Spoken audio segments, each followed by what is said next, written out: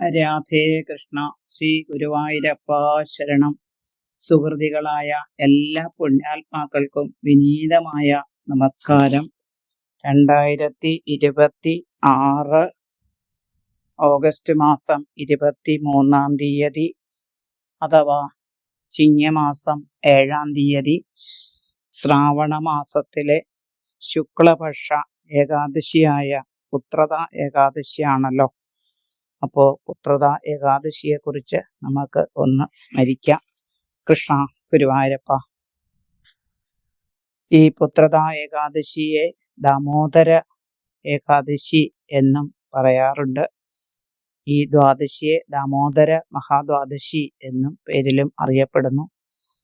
ഈ പുത്രത ഏകാദശി ശ്രവണത്തെ ഇതിന്റെ കഥ കേട്ട് കഴിഞ്ഞാൽ പോലും വാജപേയ യജ്ഞത്തിന്റെ ഫലം കിട്ടുന്നു ശ്രവണഭാഗ്യത്തിലൂടെ എന്ന് പത്മപുരാണത്തിൽ പറയുന്നത് ഈ അവസരത്തിൽ നമുക്ക് സ്മരിക്കാം. കൃഷ്ണ ഗുരുവായൂരപ്പ.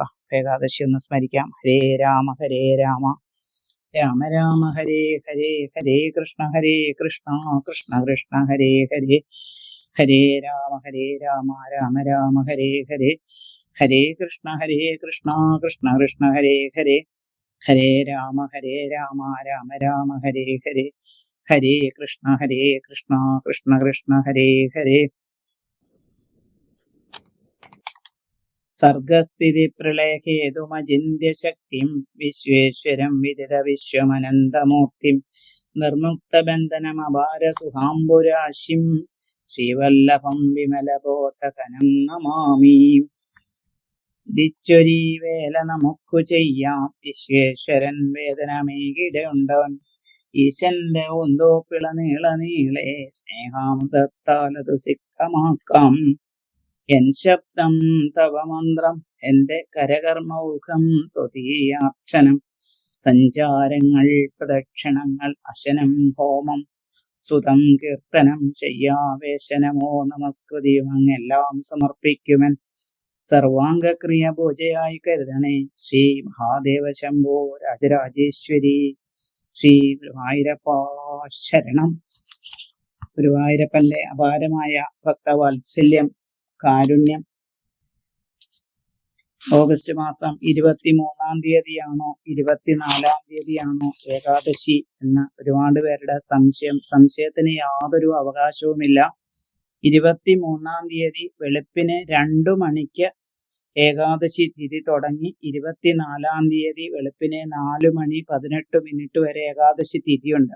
അപ്പൊ 2 AM തുടങ്ങുന്നു എന്ന് പറയുമ്പോൾ ദശമി സ്പർശമൊന്നും ഉണ്ടാകുന്നില്ല അല്ലേ.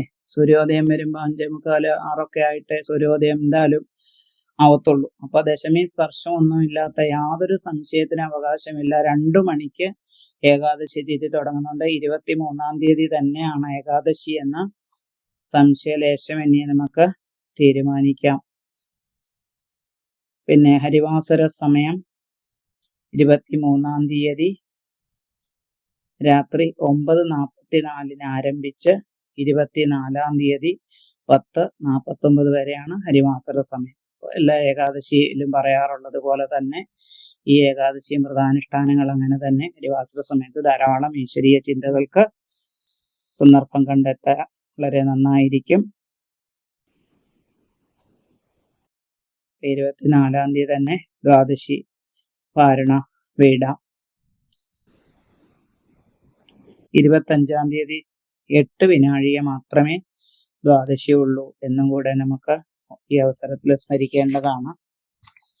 കൃഷ്ണ ഗുരുവായൂരപ്പ. ഓരോ ഏകാദശിക്കും നമ്മൾ ഒരു വ്രതകഥ പറയാറുണ്ട്. ആ വ്രതകഥ കേൾക്കുന്നത് തന്നെ വളരെ ശ്രേഷ്ഠമാണ്. ഏകാദശിയുടെ അന്ന് കേൾക്കുകയും പാരണ വിടുന്ന സമയത്ത് അത് കേൾക്കുക, താല്പര്യമുള്ളവർക്ക് പറഞ്ഞു കൊടുത്താൽ വളരെ ശ്രേഷ്ഠമായി ആത്മാക്കളും പുരാണങ്ങളും പറയുന്നു. അപ്പോ എന്താണ് ഈ പുത്രാത ഏകാദശിയുടെ വ്രതകഥ? ദ്വാപരയുഗത്തിന്റെ ആരംഭത്തില് മാവിഷ്മതീപുരി എന്നതായ ഒരു രാജ്യത്ത് മഹീജിത്ത് എന്ന് പറഞ്ഞ ഒരു രാജാവ് വളരെ ധർമ്മിഷ്ഠനായി, പ്രജാക്ഷേമ തൽപരനായി, അങ്ങനെ സന്തോഷകരമായ ജീവിതം നയിച്ചു വന്നു. എന്നാൽ കാലം കടന്നു കഴിഞ്ഞപ്പോൾ അദ്ദേഹത്തിന് സന്താനമില്ലാത്ത ദുഃഖം കൂടിക്കൂടി വന്നു. തന്റെ കാലശേഷം അനാഥത്വത്തിലാവുമല്ലോ എന്നുള്ളൊരു സങ്കടം. അപ്പോൾ രാജാവിന്റെ ആ ദുഃഖം മനസ്സിലാക്കിയ പ്രജകൾ, കാരണം പ്രജകളെ അത്ര പുത്രതുല്യം സ്നേഹിച്ചിരുന്നു. അപ്പൊ രാജാവിന്റെ ദുഃഖം പ്രജകൾക്കും വലിയ ദുഃഖമായിട്ട് തോന്നി. അപ്പൊ ഋഷീശ്വരന്മാരും ബ്രാഹ്മണരും ഒക്കെ ആയിട്ട് കൂടി ആലോചിച്ചു. അപ്പോഴാണ് ഇവിടെ അടുത്ത ഒരു സ്ഥലത്ത് ത്രികാലജ്ഞാനിയും അതുപോലെ ബ്രഹ്മാവിനൊപ്പം ആയസ്സുമുള്ള ധർമ്മ തത്വജ്ഞാന ശാസ്ത്ര സർവശാസ്ത്ര പണ്ഡിതനായ ലോമേശ മഹർഷി എത്തിയിട്ടുണ്ട് എന്നറിയുന്നു. അദ്ദേഹത്തിനോട് ചോദിക്കാം പുത്രദുഃഖത്തിന് കാരണം. കാരണം ത്രികാലജ്ഞാനിയാവുമ്പോൾ നമ്മുടെ കഴിഞ്ഞ ജന്മം, ഈ ജന്മം, ഇനിയും ജന്മം ഉണ്ടോ, ഉണ്ടെങ്കിൽ അതിന്റെ സുഖദുഃഖങ്ങളെല്ലാം അറിയാൻ പറ്റും അല്ലേ? കാരണങ്ങൾ ഒക്കെ അറിയാൻ പറ്റും. കഴിഞ്ഞ ജന്മത്തിലെ പാപമാണ് ഈ ജന്മം നമുക്ക് ദുഃഖമായിട്ട് വരുന്നത്. ഈ ജന്മത്തെ സുഖം എന്ന് പറയുമ്പോൾ കഴിഞ്ഞ ഏതോ ജന്മത്തിൽ ചെയ്ത പുണ്യമാണെന്നും ഒക്കെ ആത്മാക്കൾക്ക് മനസ്സിലാക്കി തരും. അതുകൊണ്ട് അദ്ദേഹത്തിനെ കാണാനായിട്ട് പോകുന്നു. അപ്പം അദ്ദേഹം വിവരങ്ങളൊക്കെ പറഞ്ഞു. വളരെ ധർമ്മിഷ്ഠനായ രാജാവാണ് എന്നും ദേവസ്വമോ ബ്രഹ്മസ്വമോ ഒന്നും എടുക്കാത്ത വളരെ ധാർമ്മികമായ ജീവിതം നയിച്ച അദ്ദേഹത്തിന് എന്തുകൊണ്ടാണ് ഇങ്ങനെ ഒരു ദുഃഖം എന്നൊക്കെ ചോദിച്ചപ്പോ ലോമേശ മഹർഷി കണ്ണടച്ച് കുറച്ചു നേരം ധ്യാനിച്ചിരുന്നു. ധ്യാനത്തിലൂടെ അദ്ദേഹം മനസ്സിലാക്കി, നമ്മുടെ രാജാവ് ഏതോ ഒരു ജന്മത്ത് പുണ്യം ചെയ്തിട്ടുണ്ട്, അതുകൊണ്ടാണ് ഈ ജന്മം രാജാവായിട്ടിരിക്കുന്നത്. എന്നാൽ കഴിഞ്ഞ ജന്മം അദ്ദേഹം വളരെ ദരിദ്രനായ ഒരു കച്ചവടക്കാരനായിരുന്നു. ജ്യേഷ്ഠമാസത്തിലെ ദശമിയിലെ ഒരു സന്ദന കച്ചവടം എന്ന് പറയുമ്പോൾ ഒരു സ്ഥലത്ത് നിന്നല്ലേ ഒരു ഗ്രാമത്തിൽ നിന്ന് മറ്റൊരു സ്ഥലത്തേക്കൊക്കെ യാത്ര ചെയ്യേണ്ടതായിട്ട് വരും. അങ്ങനെ ജ്യേഷ്ഠമാസത്തിലെ ചൂട് പിടിച്ച സമയത്ത് ശുക്ലപക്ഷ ദശമി ദിവസം അദ്ദേഹം അങ്ങനെ ക്ഷീണിച്ച് ദാഹിച്ച് അവശനായി ഒരു ജലാശയം കണ്ടു, അല്ലെങ്കിൽ ആ തടാകം കണ്ടു. തടാകത്തിലിറങ്ങി കാലും മുഖമൊക്കെ കഴുകി വെള്ളമൊക്കെ കുടിച്ച് ക്ഷീണം തീർത്ത് അങ്ങനെ വിശ്രമിക്കുമ്പോഴാണ് ഒരു പശുവും പശുക്കുട്ടിയും കൂടെ അവിടെ വന്നു. അവർക്കും ദാഹം തീർക്കാനാണ് അവർ വന്നത്. തനിക്ക് ദാഹം വന്നു, താൻ ജലാശയത്തിൽ നിന്ന് വെള്ളം കുടിച്ചു, ക്ഷീണം തീർത്തു വിശ്രമിക്കുന്നു. അവരും കുടിച്ചോട്ടെ എന്ന് വിചാരിച്ചാൽ മതി. പക്ഷെ രാജാവ് ആ പശു അമ്മയും പശുക്കുട്ടിയെയോ ഒരു തുള്ളി വെള്ളം കുടിക്കാൻ അനുവദിച്ചില്ല.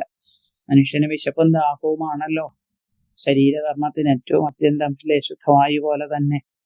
പക്ഷേ അവരെ അവിടുന്ന് ഒരു തുള്ളി വെള്ളം കുടിക്കാൻ അനുവദിക്കാതെ ആട്ടിപ്പായിച്ചു എന്നുള്ളതാണ് രാജാവ് കഴിഞ്ഞ ജന്മത്തിൽ ചെയ്ത ഒരു തെറ്റ്.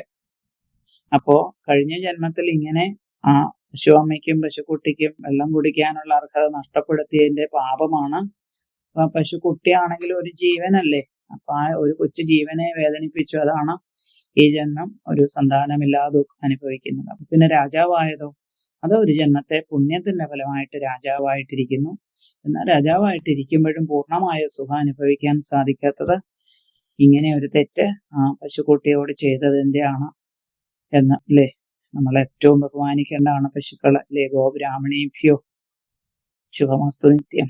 അപ്പോ അങ്ങനെയുള്ള പശുക്കളെ ഉപനിഷത്തുകളാണ് അല്ലെ? ശരീരത്തിന്റെ ഓരോ ഭാഗങ്ങളും ഉപനിഷത്തുകളുടെ പ്രതിരൂപങ്ങളായിട്ട് മഹാത്മാക്കൾ അനുസ്മരിക്കാറുണ്ട്. ഉപനിഷത്തുകളിലും പറയുന്നു. ഏതായാലും ഗോമാതാവ് അല്ലേ, ഏതായാലും അങ്ങനെ ഒരു തെറ്റാണ് എന്ന് മനസ്സിലായി. അപ്പം അത് കേട്ടപ്പോ പ്രജകൾ ചോദിച്ചു, അങ്ങനെ കഴിഞ്ഞ ജന്മത്തിലെ പാപം ആണ് ദുഃഖത്തിന് കാരണമെങ്കിൽ പാപത്തിന്റെ ഫലം അല്ലെങ്കിൽ അതിന് പ്രായശ്ചിത്തം പുണ്യത്താല് അത് ഇല്ലാതാക്കാമല്ലോ അല്ലേ? പുണ്യം ചെയ്തുകൊണ്ട് ആ പാപത്തെ നശിപ്പിക്കാൻ സാധിക്കുമല്ലോ. അങ്ങനെ കേട്ടിട്ടുണ്ട്. അങ്ങനെയാണെങ്കിൽ ആ രാജാവ് ചെയ്ത പാപത്തിന് പരിഹാരം എന്താണ് എന്ന് ചോദിക്കുമ്പോൾ ലോമേശ മഹർഷി പറഞ്ഞു, പരിഹാരമുണ്ട്. ശ്രാവണ മാസത്തിലെ ശുക്ലപക്ഷ ഏകാദശിയായ പുത്രാദ ഏകാദശി രാജാവും രാജ്ഞിയും മാത്രമല്ല പ്രജകളെല്ലാവരും അനുഷ്ഠിക്കുക. എന്നിട്ട് ആ പുണ്യം രാജ്യത്തേക്ക് രാജാവിന് സമർപ്പിക്കുക. അങ്ങനെ ആയാൽ ഈ പാപത്തിന്റെ കഴിഞ്ഞ ജന്മത്തെ പാപത്തിന്റെ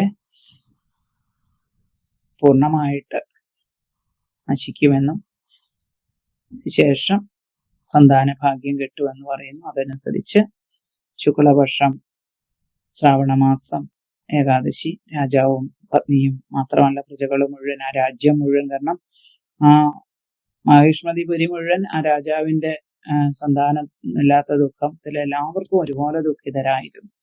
എല്ലാവരും രാജാവിന് ഒരു സന്താനം ഉണ്ടാവണം എന്നുള്ള പ്രാർത്ഥനയോടുകൂടിയാണ് എല്ലാവരും ഇത് ഭജിച്ച് വ്രതം നിഷ്ഠയോടെ ലോകേശ്വര ശിവൻ പറഞ്ഞു കൊടുത്തതുപോലെയൊക്കെ വിരിയാവണ്ണം നിഷ്ഠയോടെ അനുഷ്ഠിച്ചതിന്റെ ഫലമായി അധികം താമസിയാതെ രാജ്ഞി ഗർഭം ധരിക്കുകയും ഒരു ഉത്തമ സന്താനം ഉണ്ടാവുകയും ചെയ്തു എന്നുള്ളതാണ്.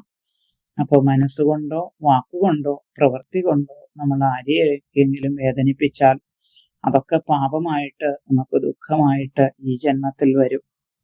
ഇപ്പൊ നമ്മളൊക്കെ ജീവിതത്തിൽ ഏതെങ്കിലുമൊക്കെ തരത്തിൽ ദുഃഖങ്ങൾ അനുഭവിക്കുന്നെങ്കിൽ അതിന് കാരണം നമ്മൾ അറിഞ്ഞുകൊണ്ടോ അറിയാതെയോ വാക്കുകൊണ്ടോ പ്രവൃത്തി കൊണ്ടോ ആരെയെങ്കിലും ഒക്കെ വേദനിപ്പിച്ചിട്ടുണ്ടാവും. എന്തെങ്കിലുമൊക്കെ സന്തോഷകരമായ നിമിഷങ്ങൾ ഉണ്ടെങ്കിൽ നമ്മളെ പുണ്യം ചെയ്തിട്ടുണ്ട് എന്ന് വിചാരിക്കുക. അപ്പൊ അതുകൊണ്ട് നമ്മുടെ പാപത്തിന്റെ അളവ് കുറയ്ക്കുവാനും ഇനിയുള്ള ദിവസങ്ങൾ പാപത്തിന്റെ അളവ് കുറയ്ക്കുവാനും പുണ്യത്തിന്റെ അളവ് കൂട്ടാനും ശ്രമിക്കണം. അങ്ങനെ ആയാൽ നമുക്കും ഭഗവാന്റെ അനുഗ്രഹം കിട്ടും എന്ന ഒരു തത്വം കൂടി നമ്മളെ ഓർമ്മിപ്പിക്കുകയാണ്. അപ്പൊ കഴിഞ്ഞ ജന്മത്തിൽ ഒരു തെറ്റ് ചെയ്തത് ഈ ജന്മത്തിൽ സന്താനമില്ലാത്ത ദുഃഖം അനുഭവിച്ചു. എന്നാൽ രാജാവായില്ലേ? അതൊരു ജന്മത്തെ പുണ്യം. ഒരു ജന്മത്തെ പുണ്യത്തിന്റെ ഫലമായി ഈ ജന്മം രാജാവും, ഒരു ജന്മത്തെ തെറ്റിന്റെ ഫലമായി ഇവിടെ സന്താനം ഇല്ലാത്ത ദുഃഖവും. അപ്പൊ ഇങ്ങനെ പുണ്യവും പാപവും തുല്യമായിട്ട് വരുമ്പോഴാണല്ലോ മനുഷ്യജന്മം. അതുകൊണ്ട് എല്ലാവർക്കും ഏകാദശി വ്രതാനുഷ്ഠാനത്തിലൂടെ നമുക്ക് പുണ്യത്തെ വർദ്ധിപ്പിക്കുവാനും അതോടൊപ്പം തന്നെ നമുക്ക് മനസ്സുകൊണ്ടോ വാക്കുകൊണ്ടോ പ്രവൃത്തി കൊണ്ടോ ആരെയും അറിഞ്ഞോ അറിയാതെയോ ഇതുവരെ വേദനിപ്പിച്ചിട്ടുണ്ടെങ്കിൽ അതിനെല്ലാം ക്ഷമാപണം ഭഗവാനോട് പറഞ്ഞ് ഭഗവാനെ ഇനി ആരെയും വേദനിപ്പിക്കാതെ കഴിയുമെങ്കിൽ മനസ്സുകൊണ്ടോ വാക്കുകൊണ്ടോ പ്രവൃത്തി കൊണ്ടോ സന്തോഷം കൊടുക്കുന്ന നിമിഷങ്ങൾ കൊടുക്കാൻ സാധിക്കണം എന്ന പ്രാർത്ഥനയോടുകൂടി പുത്രാദായ ഏകാദശി ഭഗവാന്റെ തൃച്ചേവടികളിൽ ഭഗവാൻ ഏറ്റവും ഇഷ്ടപ്പെട്ടിട്ടുള്ള പൂക്കളായി സമർപ്പിക്കാം. കായേന വാച മനസേന്ദ്രിയർവാ ബുദ്ധ്യാത്മനാ വാ പ്രകൃതിയ സ്വഭാവാത് കരോമി യദ്യൽ സകലം പരസ്മൈ നാരായണായേതി സമർപ്പയാമി. കൃഷ്ണ നാരായണ നാരായണ.